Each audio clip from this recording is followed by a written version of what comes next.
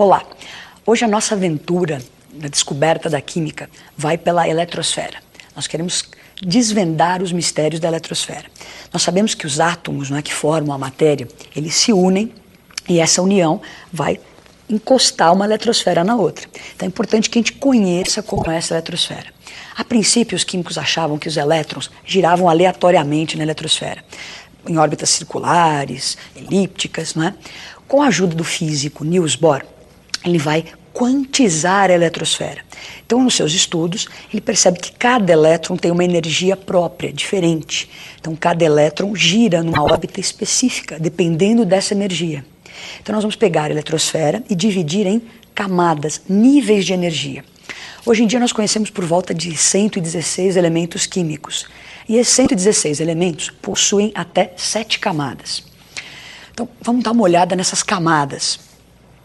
A camada K foi atribuída a ela o valor 1. A camada L é a número 2, a M é a 3, a N é a 4, a O é a 5, a P é a 6, a Q é 7. Então, nós sabemos que quem mora nessa eletrosfera são os elétrons. Será que eu posso colocar quantos elétrons eu quiser nessas camadas? Não. Existe um número máximo de elétrons por camada. Então, os nossos amigos físicos contribuem com isso e nos dão esses números. Vamos ver qual é o número máximo de elétrons por camada. A camada K comporta no máximo 2 elétrons, a L 8, a M 18, a N 32, a O 50, a P 72 e a Q 98. Esses valores são valores teóricos, Nós não usamos esses números no dia a dia. Para os elementos que nós conhecemos hoje, esses 116, os valores que nós usamos e conhecemos são o 2, 8, 18, 32, 32, 18 e 8. Esses valores você deve guardar, memorizar. Então nós já temos 7 camadas, conheço o número de elétrons por camada. Agora, uma camada ainda é uma região muito grande. Se você se lembra, a eletrosfera ela é 10.000 vezes maior que o tamanho do núcleo. Então, é uma região muito grande no átomo. Então, nós dividimos essa região imensa em 7 níveis de energia. Esses níveis são regiões ainda grandes. Então, dentro desses níveis, dessas camadas, existem os subníveis, subcamadas. Hoje em dia, nós conhecemos 4 subníveis. O S, P, D e F. O subnível S ele comporta no máximo 2 elétrons, o P 6, o D 10 e o F 14. Então nós já temos camadas, elétrons por camadas, os subníveis, elétron por subníveis. Nós vamos associar esses valores e construir uma tabelinha para a gente mapear a nossa eletrosfera. Então vamos ver uma tabelinha organizando elétrons nas camadas e subníveis. Então a camada K, que é o número 1, ela comporta no máximo 2 elétrons. Para acomodar esses 2 elétrons, eu preciso de um subnível S. A camada L comporta 8 elétrons. Para acomodar os 8 elétrons, eu preciso do subnível S e P. A camada M comporta 18 elétrons. Então, para acomodar os 18 elétrons, o subnível S, o P e o D. A N 32 elétrons. Para acomodar os 32, S, P, D e F. A O também 32, então S, P, D, F novamente. A P 18, S, P, D. E na Q 8, S, P. Então nós temos nossa eletrosfera mapeada, Sei camadas, subníveis. Agora, quem mora aí dentro? Não são os elétrons? Então, será que quando nós vamos criar o átomo, somos deuses, vamos criar o átomo? Eu pego um punhadinho de elétrons e simplesmente lanço na eletrosfera, onde eles caírem, caiu. Não, não funciona assim. O nosso átomo é um misto de matéria e energia. O próprio elétron é esse misto, matéria e energia. Então, na hora de se colocar os elétrons na eletrosfera, tem que se obedecer uma ordem de energia crescente para que esse átomo seja o mais estável possível. Agora, qual é essa ordem de energia crescente? Quem vai nos ajudar com isso é o Linus Pauling. O Linus Pauling constrói, então, um diagrama que nos dá essa ordem de energia crescente dos subníveis. Essas diagonais são o resultado do estudo do Linus Pauling. Então essas diagonais vão nos dar essa sequência energética dos subníveis.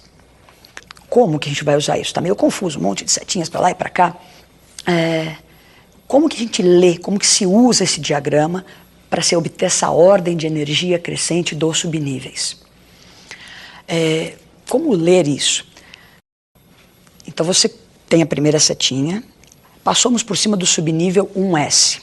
Vamos lá para a segunda seta, sempre entrando por trás. 2S. Lemos a terceira setinha. Vai lá atrás, 2P, 3S. Atrás da outra, 3P, 4S. Atrás, 3D, 4P, 5S.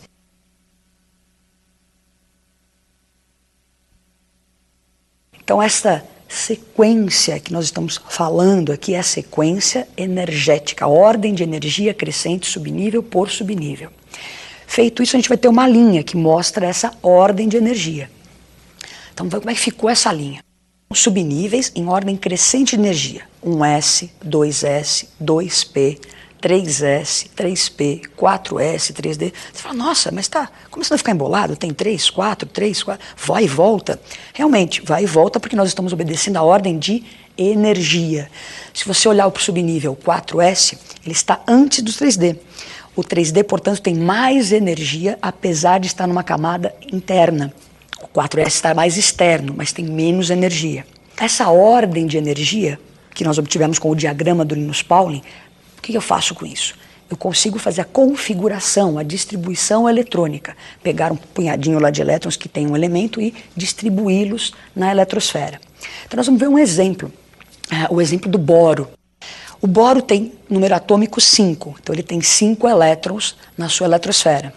Então, tenho 5 elétrons na minha mão e vou distribuí-los. 1s2, o que é isso? 2 elétrons no subnível S da primeira camada. Então, já coloquei esses 2 elétrons. Importante que você saiba ler isso, né? Então, 1 indica a camada, a letrinha S é o subnível e esse 2 que parece o expoente é o número de elétrons. Então, já coloquei 2 elétrons. Próximo subnível é o 2S.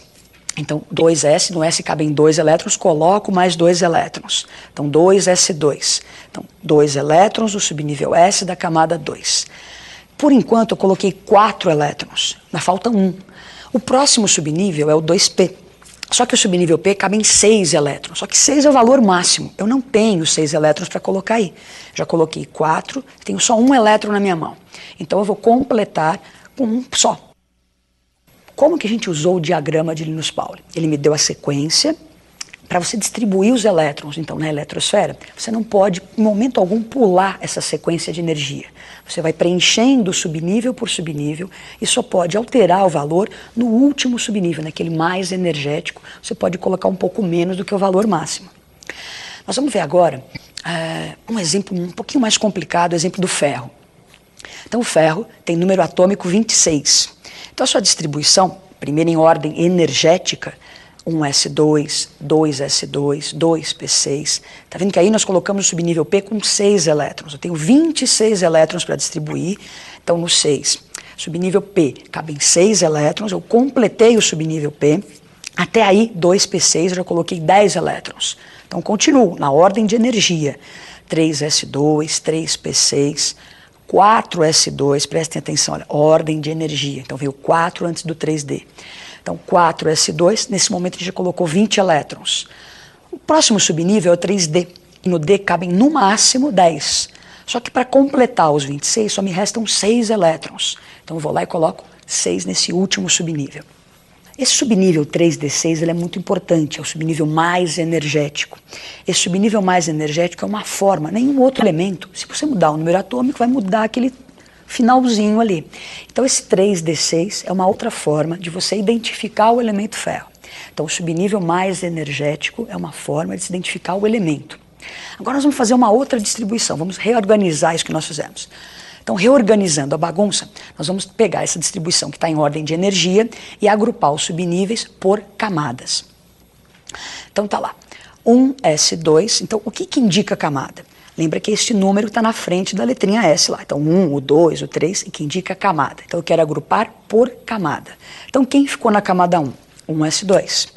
Quem está na camada 2? O 2s2, o 2p6. Quem está na camada 3? 3s2, 3p6 e 3d6. Você não altera valor algum. Você está reorganizando por camadas. E, finalmente, o 4s2. Essa distribuição a gente pode chamá-la de geométrica. Então ela me dá as camadas, subníveis por camadas. Esse 4s2 ele é importante porque ele está representando ali a camada mais externa. No momento de uma ligação entre átomos, o que é importante é essa camada mais externa. Os átomos vão se unir, então essa última camada me interessa bastante nas próximas aulas. E por fim a gente pode fazer uma última distribuição, que é organizar o total de elétrons que ficou em cada camada. Então, na camada K, eu tenho um total de 2 elétrons, na L8, na M14 e na N2. Essa camada N, que é a última camada do átomo de ferro, é chamada de camada de valência. Nós aprendemos como distribuir os elétrons na eletrosfera. Então, desvendamos os mistérios, sabemos que tem níveis, subníveis, uma ordem para se colocar esses elétrons. Então, agora a gente já está apto a fazer um exercício. Então, exercícios comuns de vestibular, né? Nós vamos dar uma olhadinha nesse exercício. Um estudante apresentou a seguinte distribuição para o átomo de bromo. Lembrando que alguns vestibulares, eles dão a tabela periódica ao começo da prova, então o número atômico do bromo estava disponível, ele é 35. Então nós temos aí 1s2, 2s2, 2p6, 3s2, 3p6, 3d9, 4s2, 4p6. Agora ele está perguntando esse exercício. Houve incorreção no número de elétrons de que subníveis? Então ele deu uma distribuição e está perguntando o que está errado ali. No D, no P, no S, o que aconteceu? Agora vamos para a resolução desse exercício. Então nós vamos fazer a distribuição primeiro, sempre em ordem de energia. Então nós vamos ter 1s2, vamos distribuir os 35 elétrons em ordem energética. 1s2, 2s2, 2p6, 3s2, 3p6, 4s2, 3d10, 4p5. Reorganizando na ordem geométrica, nós vamos ter lá a camada 1, a 2, a 3 e a 4, que é como está no exercício, a ordem geométrica. Então você observa o quê? Onde houve erro? No subnível 3D e no 4P. Então alternativa A. Então por hoje é só, desvendamos aí os mistérios da eletrosfera e até a próxima.